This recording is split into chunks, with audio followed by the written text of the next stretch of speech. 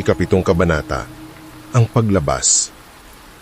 Ang paglabas mula sa dilim ay hindi palaging pagtakbo palayo. Minsan, ito'y pag-uwi. Mainit ang araw, parang sabay na gumaan ang hangin at tumigil ang paghinga ng gubat. Tumapak si Aro sa isang lupaing tuyong-tuyo, ibang-iba sa madamong kagubatan na nilakbay niya nitong mga araw. Walang aninom na sumusunod sa kanya. Wala ring tinig sa paligid. Wala si Binayi. Tahimik ang buong mundo, pero hindi na ito tahimik ng pangamba. Ito ay tahimik ng kalayaan. Sa kamay niya, hawak pa rin niya ang anting-anting na binuo mula sa 4 na banahaw. Ang kahoy na inukita ng alaala, paniniwala, takot at katotohanan. Parang kumikislap ito sa ilalim ng araw. Ang bigat sa dibdib niya, tila unti-unting humuhulas sa bawat hakbang paakyat sa labasan ng kagubatan. Nang narating niya ang paanan ng bundok, bumungad sa kanya ang lumang arko ng kahoy. Yung tinawid niya bago siya tuluyang makapasok sa gubat ng kaluluwa. Pero ngayon, may mga pagbabago. Ang mga ukit sa arko na noon ay tila basadyang niluma ng panahon, ngayon ay buhay.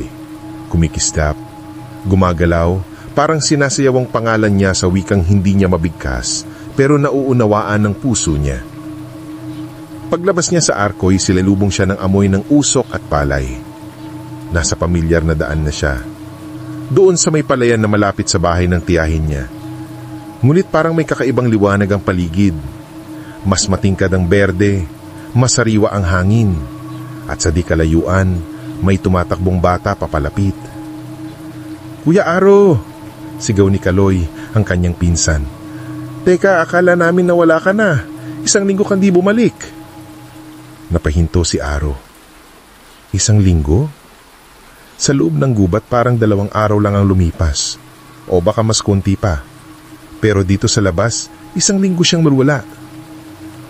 "May nakita ka bang matandang babae?" tanong ni Aro habang naglalakad sila pauwi.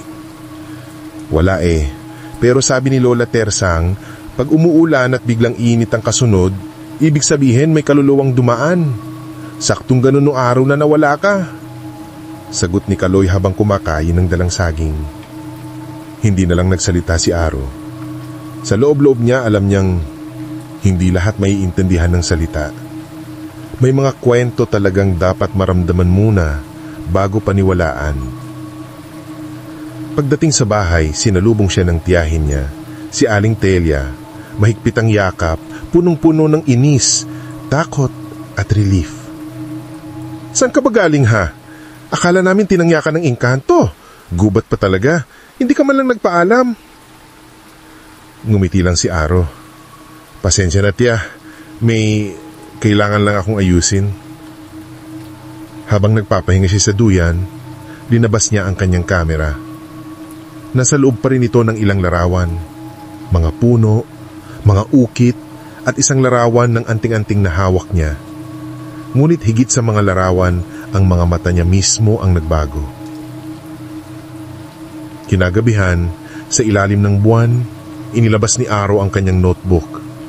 Sa unang pahina, isinulat niya, "Binayi, tagabantay ng kaluluwa, tagapagsubok ng puso, bantay ng katotohanan." Gamit ang lapis, sinimulan niyang gumuhit ng mapa hindi ng lugar kundi ng karanasan. Sinundan niya ang apoy, ang ilog, ang halimaw at ang tali. At sa dulo ng pahina, isinulat niya, "Hindi ko ito nahanap para takbuhan. Bumalik ako para tandaan." Kinabukasan, bumisita siya sa paaralan kung saan ang tuturo si Miss Lorna. Bitbit niya ang ilang surat mangyan na pinaskil niya sa pisara. "Baka gusto niyo pong ituro sa mga bata, kahit konti lang, para lang hindi mawala." Tumingin si Aro sa kanya, tila nagtataka pero may ngiti. "Nagbago ka, Aro?" "Hindi po. Baka bumalik lang." Sa huling bahagi ng araw, naglakad si Aro pauwi bitbit ang kwintas ng kanyang ina.